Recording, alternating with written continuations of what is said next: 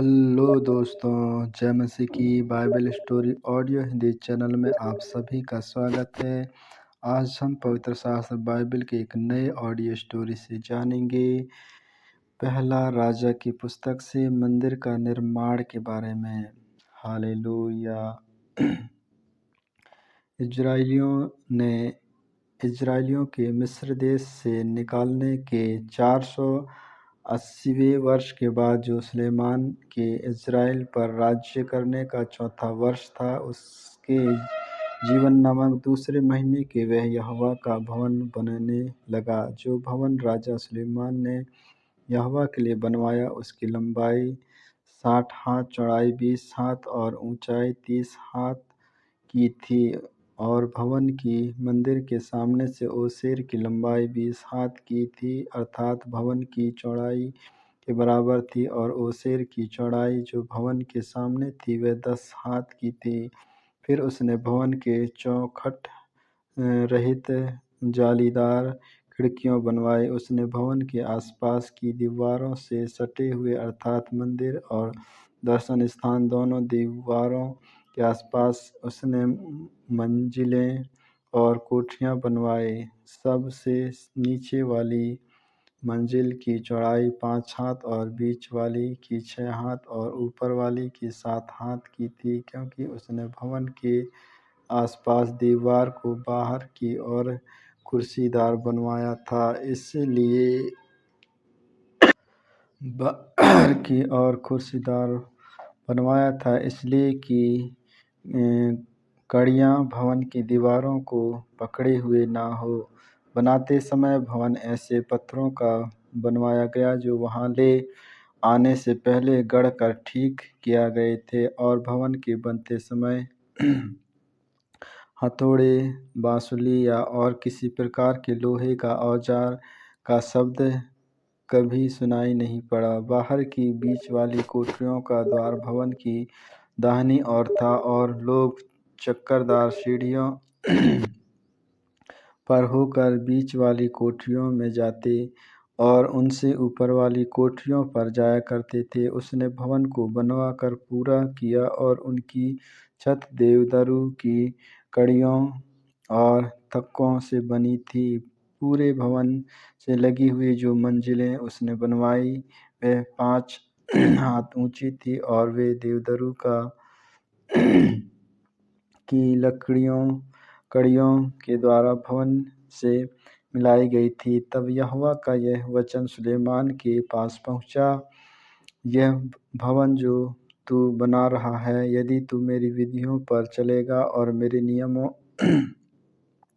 को मानेगा और मेरी सब आज्ञाओं पर चलता हुआ उनका पालन करता रहेगा, तो जो वचन मैंने तेरे विषय में तेरे पिता दाऊद को दिया था उसको मैं पूरा करूँगा। और मैं इजराइलियों के मध्य में निवास करूँगा और अपनी इजरायली प्रजा को ना तजूँगा।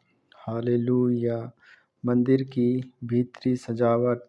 यूं सुलेमान ने भवन को बनवाकर पूरा किया। उसने भवन की दीवारों पर भीतर की ओर देवदारू की तख्तियाँ बांधी की में और भवन की फर्श से छत तक दीवारों पर भीतर की ओर लकड़ी की तख्तियाँ की और भवन के फर्श को उसने सनोवर की तख्तियों से बनाया। और भवन के पीछे की और भी उसने 20 हाथ की दूरी पर फर्श से ले दीवारों के ऊपर तक देवदारू के तख्तबंदी की। इस प्रकार उसने परम पवित्र स्थान के लिए भवन की एक भीतरी कोठरी बनाई। उसके सामने का भवन अर्थात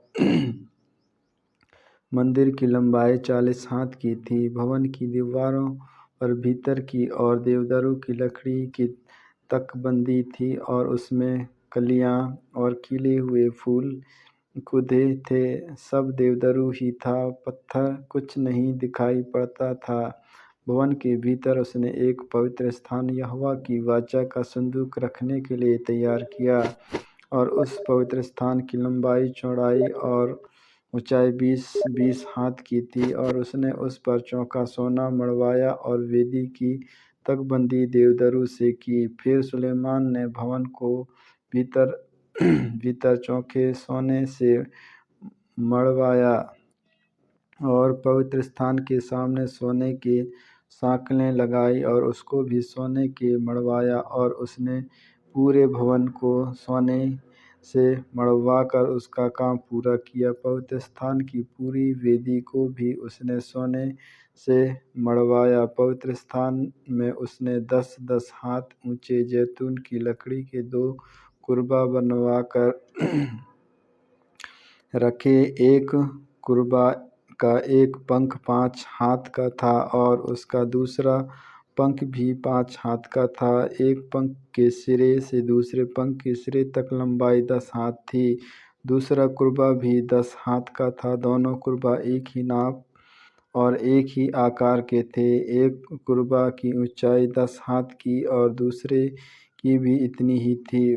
उसने कुर्बा को भीतर वाले स्थान में धरवा दिया और कुर्बों के पंख ऐसे फैले थे कि एक कुर्बा का एक पंख एक दीवार से और दूसरे का दूसरे पंख दूसरी दीवार से लगा हुआ था। फिर उसके दूसरे 2 पंख भवन के मध्य में एक दूसरे को स्पर्श करते थे।